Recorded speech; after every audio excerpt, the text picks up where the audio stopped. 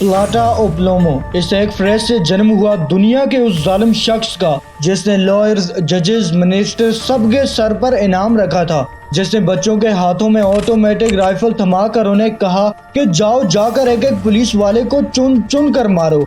एक वक्त ऐसा भी आया जब ये एक शख्स पूरे कोलंबिया देश का करता धरता बन चुका था।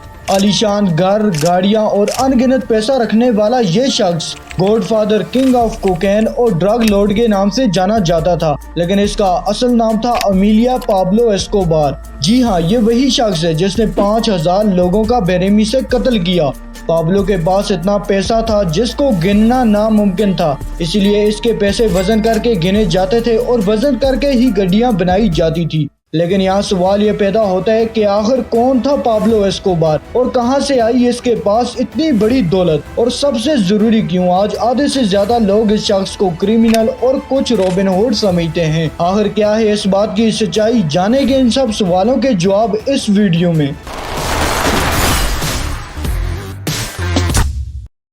पाब्लो एस्कोबार 1 दिसंबर 1949 को कोलंबिया के एक शहर रेनागो में पैदा हुआ। पाब्लो का बाप एक मामूली किसान जबकि उसकी माँ एक टीचर थी। ये एक गरीब घर में पैदा हुआ था जहां उसे काफी मुश्किलात का सामना था।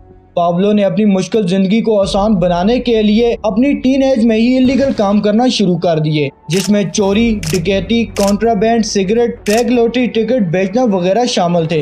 इन सब के बाद वो लोगों की गाड़ियां और मोटरसाइकिल चोरी करके बेचने लगा, लेकिन जल्द ही पाब्लो को एहसास हो गया कि वो इन कामों से ज्यादा पैसा नहीं बना सकता। ज्यादा और जल्दी पैसा बनाने की लालच में पाब्लो ड्रग बिजनेस में इन्वॉल्व हो गया, क्योंकि उस वक्त कोलंबिया दुनिया भर की ड्रग मार्केट का हब बन चुका था। यहाँ हर तरह की ड्रग की स्मगलिंग जोरों शोर से थी। इसी दौरान यूएस में अचानक से कोकेन पाउडर की डिमांड में इजाफा हुआ। बढ़ती हुई डिमांड और प्रॉफिट को नजर में रखते हुए पाब्लो यूएस में कोकेन स्मगल करने लगा, और देखते ही देखते वो अमेरिका में कोकेन स्मगल करने वालों में से एक बन गया। जल्दी पाब्लो एस्कोबार पूरे अमेरिका का 90% को कोकेन सप्लाई करने लगा और पूरी दुनिया का 80% हिस्सा एस्कोबार की ड्रग पर डिपेंडेंट हो चुका था। पाब्लो एक बहुत ही शातिर आदमी था, क्योंकि ड्रग स्मगल करने के लिए वो ऐसे ऐसे तरीके इस्तेमाल करता जिनको उससे पहले किसी ने इस्तेमाल नहीं किए थे। इसने मछलियों के पेट से लेकर लोगों और बच्चों के पेट में कोकेन को स्मगल किया। इसके अलावा वो प्लेन्स के टायर में भी कोकेन स्मगल किया करता था, यहाँ तक कि उसने अपने सबमरीन भी खरीद लिए थे। इसी के चलते Pablo per day 15 ton cocaine supply करता था और कहा जाता है कि वो 400 करोड़ कमाता था पर डे। पाब्लो एस्कोबार अपने इलीगल बिजनेस से कमाए हुए पैसे को हमेशा हार्ड कैश की सूरत में रखता था। इन पैसों की गड्डियां बनाने के लिए रोजाना $1000 के रबर बैंड्स आते थे। जी हाँ, $1000 के रबर बैंड्स। इतने पैसे कमाने के बाद पाब्लो ने मेडेलिन में कई स्कूल, चर्चेस और फुटबॉल ग्राउंड भी बनाए, जिसकी वजह से वो लोगों के लिए उनका मसीहा रॉबिन हुड बन चुका था। लेकिन इन सब के पीछे पाब्लो का असल मकसद कुछ और ही था। वो चाहता था कि वो लोगों के बीच पॉपुलर हो जाए, ताकि वक्त आते वक्त उसे सपोर्ट मिल सके, जैसे इलेक्शन जितवाना या फिर पुलिस अगर उसके पीछे पड़ जाए तो वो लोगों के घरों में जाकर छुप सके। पॉलिटिशियन, जजेस और पुलिस वाले सारे के सारे पाब्लो की जेब में थे। 1982 में पाब्लो अपनी प्रेसिडेंट बनने के सपने को देखते हुए कोलंबिया की पार्लियामेंट में इलेक्ट हो गया, और उसी साल पाब्लो एस्कोबार 3 बिलियन के साथ फोर्ब्स की top billionaires of the world की लिस्ट में आ गया था। पर 1984 में कुछ ऐसा हुआ जिसने पाब्लो की कहानी को पूरी तरह घुमा दिया। रोड्रिगो लारा बुनेला, जो कोलंबिया के जस्टिस मिनिस्टर थे, वो पाब्लो एस्कोबार की क्रिमिनल हिस्ट्री सबके सामने ले आए, जिसकी वजह से लोगों के बीच पाब्लो की रॉबिन हुड इमेज खराब हो गई। एम्बेरसमेंट की वजह से और बात को वहीं खत्म करने के लिए एस्कोबार ने कांग्रेस से रिजाइन कर दिया। इस दिन पाब्लो ने जो ह्यूमिलिएशन फील किया, उससे पैदा होने वाले गुस्से ने पूरे कोलंबिया की सियासत को हिला कर रख दिया।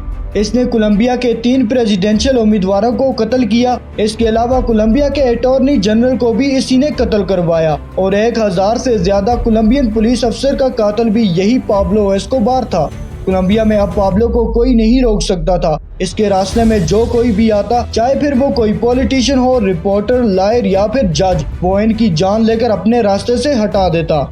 पाब्लो के क्राइम इतने बढ़ चुके थे कि उसे ग्लोबल अटेंशन मिलना शुरू हो गई, और अब उस पर एक नया खतरा मंडरा रहा था, और वो था अमेरिका और कोलंबिया में एक एक्सट्रेडिशन ट्रीटी है, जिससे पाब्लो हमेशा के लिए एक अमेरिकन जेल में सड़ता। इसलिए उसने इस एक्सट्रेडिशन ट्रीटी से फाइट करने और उसे हमेशा के लिए रिमूव करने के लिए कोलंबिया का $10 बिलियन का कर्ज चुका देने की भी पेशकश की, लेकिन उस पर कोलंबियन सरकार ने हामी ना भरी। 1991 में पाब्लो एस्कोबार ने पब्लिकली सरेंडर करने का ऐलान किया, लेकिन उसने गवर्नमेंट के सामने एक शर्त रखी कि वो अपना जेल खुद बनाएगा। सरप्राइजिंगली उसकी ये शर्त मंजूर कर देगी। एक क्रिमिनल को बचाने के लिए कोलंबिया देश ने पहली बार अपने कॉन्स्टिट्यूशन को चेंज किया। हिस्ट्री में पहली बार ऐसा हुआ जब एक क्रिमिनल अपना जेल खुद बना रहा था। इस जेल का नाम था एल कैथेड्रल और ये जेल किसी 5 स्टार होटल से कम नहीं था।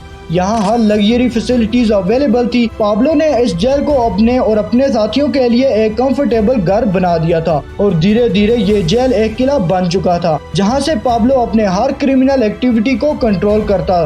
पाब्लो के क्राइम कम होने के बजाय दिन ब दिन बढ़ते चले गए। हालात इतने खराब हो गए थे कि 1992 में कोलंबिया को murder capital of the world कहा गया था। इस सब के चलते कोलंबिया पर पाब्लो एस्कोबार को लेकर इंटरनेशनल प्रेशर बढ़ रहा था। तो फिर कोलंबियन गवर्नमेंट ने ये डिसाइड किया कि अब पाब्लो पर लगाम लगानी पड़ेगी। उन्होंने American DEA drug enforcement administration agency के साथ मिलकर एक खास टास्क फोर्स तैयार की, लेकिन पाब्लो ने इस टास्क फोर्स का इस्तेमाल किया जेल से भागने के लिए। पाब्लो 1 साल तक अपनी फैमिली को लेकर दर दर भटकता रहा और फिर एक दिन अपने बेटे को फोन कॉल करते हुए पाब्लो की लोकेशन पुलिस ने ट्रेस कर ली। एक बड़े चेस के बाद फाइनली 2 दिसंबर 1993 को अपने बर्थडे के एक दिन बाद पाब्लो की एनकाउंटर में मौत हो गई। हालांकि कई लोगों और पाब्लो के बेटे का ये मानना है कि ये सब झूठ है, क्योंकि पाब्लो ने अपनी जान खुद ली थी। पाब्लो एस्कोबार ने अपने कैरियर में कितने पैसे कमाए और कितने लोगों की जान ली, इसका एक्यूरेट हिसाब अब तक कोई नहीं लगा सका। अपनी पीक पर पाब्लो की नेटवर्थ $30 बिलियन से भी ज्यादा थी और ये माना जाता है कि उसने 5000 के करीब लोगों का कत्ल किया।